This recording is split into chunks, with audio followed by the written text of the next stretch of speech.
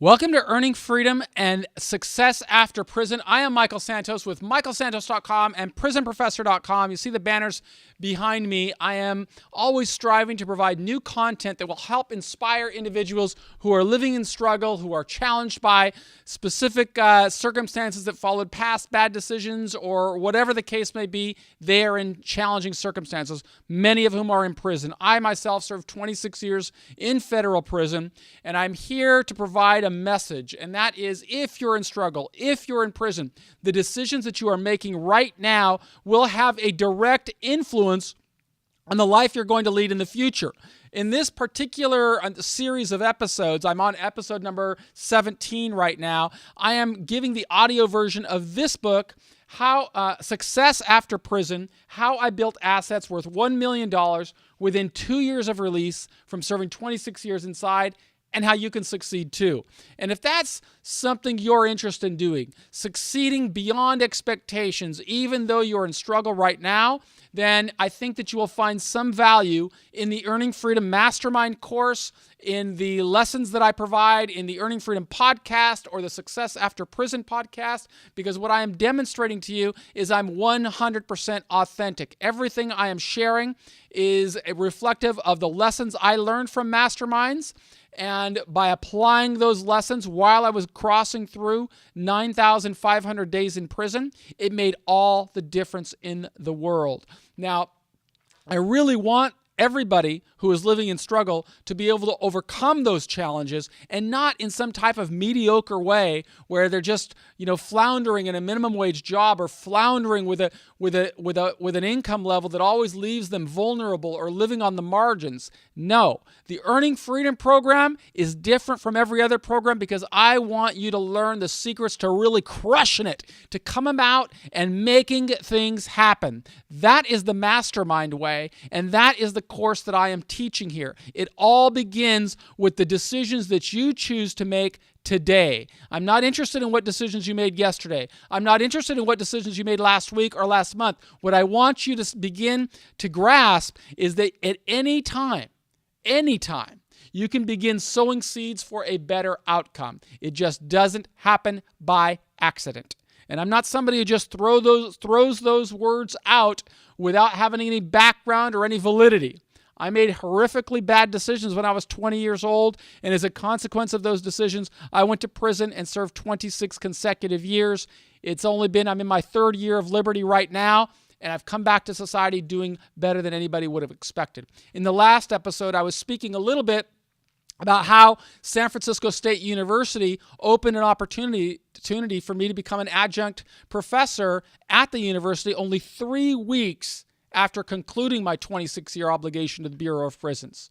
And I spoke a little bit about what I taught in the first class and the second class. And I was speaking about the Enlightenment era in class 2 at SFSU. And I'm going to continue reading right now about what transpired in the remainder of my class, because in the following class, I invited the students to assess the level of progress we had made as a society on a scale of 1 to 10 with regard to how we responded to problems in the criminal justice system.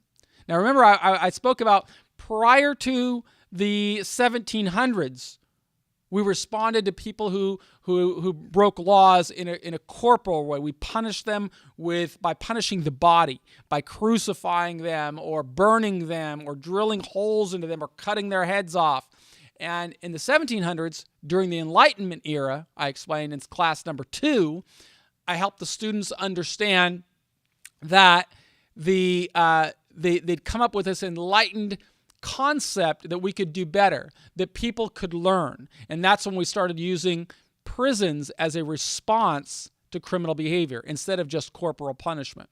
And so in class number 3, I asked our students to gauge on a scale of 1 to 10, how far had society advanced from beheading people to locking them in a cage. And on a scale of 10, with 1 being hardly any change and 10 being massive change, I asked them to rate the difference. How much of an improvement was it, I asked, for laws to allow governments to punish offenders by confinement rather than by cutting their heads off or putting their heads on a stake and lighting their heads on fire while they're up there burning. And each student agreed But before that, what would you say? What would you say is the level of growth? Okay?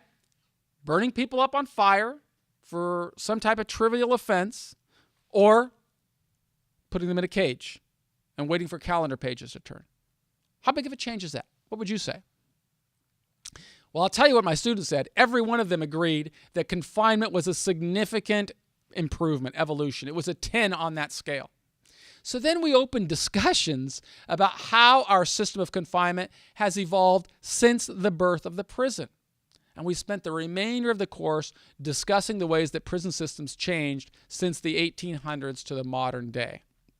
Now, I got to say, it is really eye-opening for people to see how, prisons evolved, because that was a big change. 1 to 10, from corporal punishment to locking people in cages and waiting for a sufficient number of calendar pages to turn. But the problem is we haven't grown much since we introduced that concept. We still lock people in cages, separate them from society, close the door, and wait and say, well, how long are we going to keep them in there and then let them out? But the concept of earning freedom is fundamentally different. I want to introduce these programs and these ideas that we should have individuals build intrinsic motivation so that they want to change. And that's what my job is, to try and help you understand how you can change, how other people who have encountered struggle have changed. That's what I learned from Nelson Mandela. That's what I learned from Viktor Frankl. That's what I learned from Socrates and Solzhenitsyn and so many other people. You see, it's all about how we want to change, not what the system does. The system can't change us, but we can change ourselves. I know firsthand, because I was in those chairs for 9,500 days, but every single day I maintained a high level of energy and discipline that kept me growing. Why? Because I really embraced this concept that masterminds taught, and that's what I suggested that our students do. And to help our students understand more at San Francisco State, I brought many guest speakers into the classroom. I brought a deputy from the Los Angeles County Sheriff's Department visited. I brought a San Francisco sheriff visited my classroom. A federal magistrate judge visited my classroom. I had many formerly incarcerated people visit my classroom. Probation officers visited my classroom. Representatives from community activist groups visited my classroom. I mean, since I couldn't bring my students into the prison or the criminal justice system at that time, because I was just fresh out of jail, I couldn't bring a tour into a jail. I did my best to bring the prison system into the university. And through that coursework, I hoped that I was influencing their perspectives about what we could do better, what we could do so that more people in prison could emerge successfully. Because one of the things that I hated hearing, and I'll tell you up front, I heard it over and over again, and I still do, well, Michael Santos changed his life, but not everybody else can do what Michael Santos does. I don't believe that. If you are listening to this podcast, if you are watching this YouTube video or this video that we produced on CD, you can change. I need you to help me convince the world why we need to reform our system so that more people emerge successfully with their dignity intact, ready to function in the world, not just barely making it, but truly crushing it, becoming great contributors to the American economy. Yesterday, I featured on my CD library Andres Lopez, former gang member, went to prison, numerous times in prison until he changed his mind and he recognized that he wanted to emerge successfully. And once he made that change and he started focusing, he got his GED, he enrolled in other programs, he stayed away from criminal associates. And what else happened? He really built his self-esteem and his self-confidence that he was going to be able to emerge. And he got out of prison. And I met him when he got out of prison. That's what he said. And I helped him get a job. And he got a job at a minimum wage job, but he stuck with it. And he kept applying those principles that he learned in prison. And as a consequence of that, 3 years later, now he's making $60,000 a year. And he's on track to get up to a point where he can be making $150,000 a year within a couple more years. You see, it's all about that discipline. And that's what I try to teach people in prison. And that's what I tried to teach my students at San Francisco State University. If we create programs that inspire people to pursue a path to excellence, that's when we move the needle. That's when we change things. And I want you to help me. But I didn't limit my teachings to San Francisco State University. During my first year of Liberty, I spoke at universities from New York to Washington State. And I spoke regularly at universities in the Bay Area, including UC Berkeley, at Stanford Law School, at University of San Francisco, all the areas, Sacramento State, Sonoma State, all over, because I felt really passionately about working to help more people understand our nation's criminal justice system and about working to bring improvements. Because I knew all of those students with whom I communicated, if they were in some of the state universities, they were going to be counselors and case managers and unit managers and wardens. If they were at Stanford, at Berkeley, there was a good chance they were going into the legislature or, influences of power. And I wanted them to see what I saw, and I wanted to see the hope that I have for each of you, for anybody who's listening to this program. But as much as I enjoyed teaching at San Francisco State, I knew that I wouldn't be spending my career in the classroom. I couldn't afford it. I mean, I got out of prison, I was nearly 50 years old, and as an adjunct professor who taught a single class on campus, I could have taught more classes, but I couldn't make a meaningful living. I mean, my pay capped out by going there for a year at about $12,000 a year. And I could have taught a few more courses to increase my pay, but unless I made the investment in going back to school and getting my PhD, I wouldn't be able to become a full professor or earn a livable wage by teaching alone. And returning to school to complete my PhD just wasn't really an option.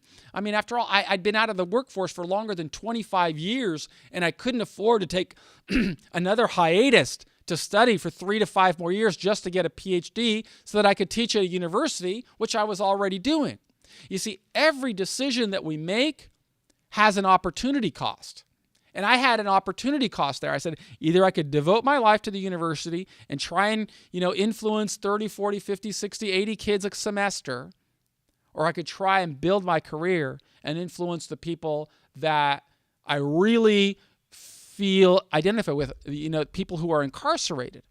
There's a lot of professors, there's not a lot of guys who try and devote a career helping people in prison, and that's really what I wanted to do. I wanted to bring as much content as I could, not only my own story, but the story of other formerly incarcerated people who emerged successfully, and that's what the Earning Freedom Mastermind Library offers. So besides the time commitment that would be necessary, I wouldn't want to take of teaching at the university, the time commitment. I didn't want to undertake further tuition expenses. Since I'd made a commitment to Carol, my wife, I made a commitment to her, and I needed to devote that time that would allow me to achieve dual objectives. On one hand, I wanted to pursue projects that would improve outcomes of our nation's prison system and resolve one of the greatest social injustices of our time. But on the other hand, I wanted to create income opportunities that would allow Carol and me to enjoy financial stability. I mean, she was already a full-time student at that time in grad school at the University of San Francisco. So, that's one tuition payment was going to be enough. So I taught for a full academic year at San Francisco State. But while at the university, I pursued other ventures. And fortunately, the California Wellness Foundation continued to sponsor the work that my partner Justin and I were doing. So as a consequence of grants that we received, we were able to fully develop our program.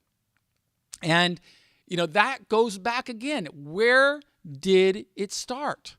Where did all of this start? It started at the earliest stage of my prison experience. In my prison experience, I learned from masterminds, right? They taught me to, instead of thinking about myself, think about the broader community and how I can make an impact on influencing a better society. What role could I have in building a better society? That's number one. Number two, that got me to thinking about my avatars, the people I wanted to meet and influence, that I didn't know, but I wanted to meet and influence them. What would they expect from me? And then it says, okay, I knew what they would expect. They would expect me to educate myself. They would expect me to contribute to society. They would expect me to build a support network, then execute that plan every single day. And because I did it, I eventually persuaded, with Justin, California Wellness to believe in our mission of helping the formerly incarcerated, of helping the incarcerated. And they sponsored us because I persuaded them that the formerly incarcerated should have a voice at the table. And that's what I wanted to do. But I can't work for free. I mean, I've got expenses, right? I'm not living in prison anymore on cans of tuna and mackerel and rice and, whatever they're selling in the commissary. I'm out here in society where it costs big money.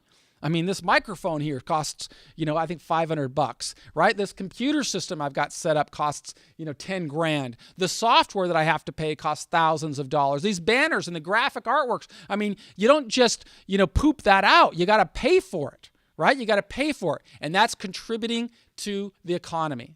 So all of these efforts together required me to say, I want to do this, but I need financial sponsorship and I need support. And I'm so grateful to the California Wellness Foundation for providing that sponsorship. But that's what I want you to be thinking about right now.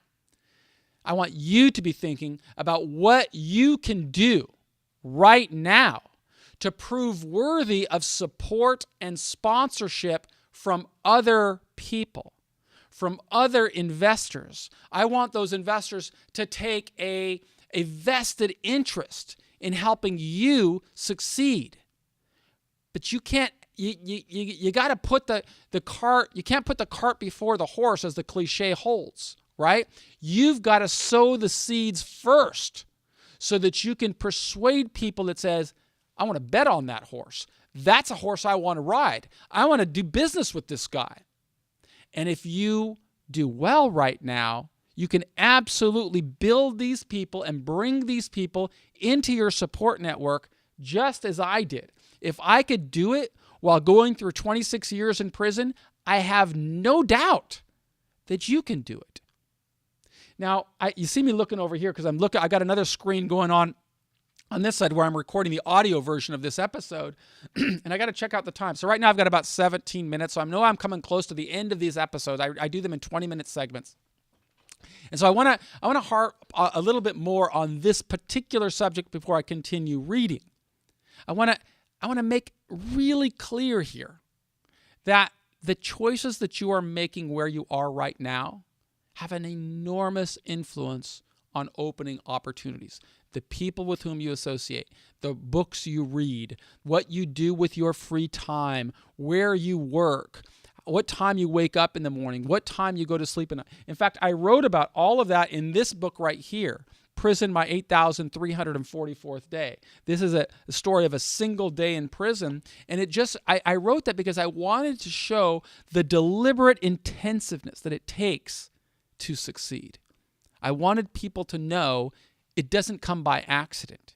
I mean, even today, I am in society right now, and I am still living this pattern.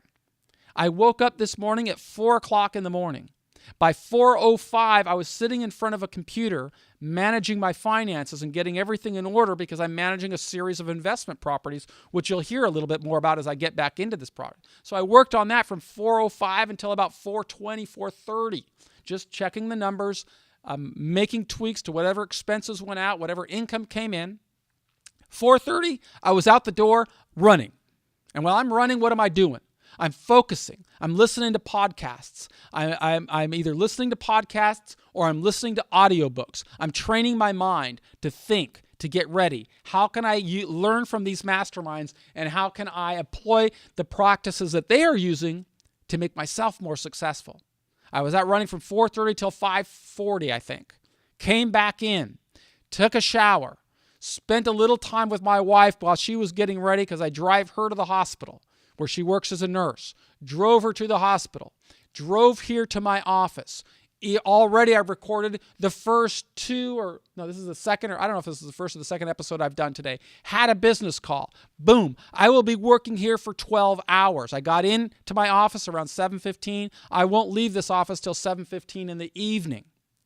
And then what? Then I'm going to go pick up my wife at the hospital, drive home. I'll get home about 8:15. I do not have a television in my house. All I do is focus on success. Now, I'm not saying that's the path for everybody, but I'm on a 5-year plan. I'm on a 5-year plan. I told you that right now I'm controlling more than $1 million worth of assets, but within 5 years, I'll have more than $1 million of my own. Currently, my equity is approaching $600,000. Within 5 years, more than $1 million. And I will show you how I do it. Why? Because I want you to know I'm not giving you happy talk. I'm giving you something that works. And that's the real deal, Holyfield. That's the real story here. That's what I'm trying to share. So I'm Michael with michaelsantos.com. You can tune into the previous episodes if you like on iTunes or YouTube if you'd like. All I'm asking from you is if you will pay the people I serve the homage or the respect of subscribing to the channel. It's free, and rating and review it off air on iTunes so that we can get more distribution. It's free, doesn't cost you a thing, but it allows me to reach more people. If you'd like a free digital copy of the book, not a problem at all. Visit michaelsantos.com or prisonprofessor.com. Enter your best email address, and you'll get a copy of this book instantaneously because it doesn't cost me anything to produce. Of course, if you want to purchase any of my books or my coursework, you can find all of that available right through my websites or, of course, at amazon.com. Really eager to serve. I'll be back tomorrow with another episode that's describing what I did with the funding from California Wellness Foundation. I'm Michael Santos with michaelsantos.com, and I want to thank you for participating. Thanks. Back tomorrow with another episode on success after prison or earning freedom. Thanks.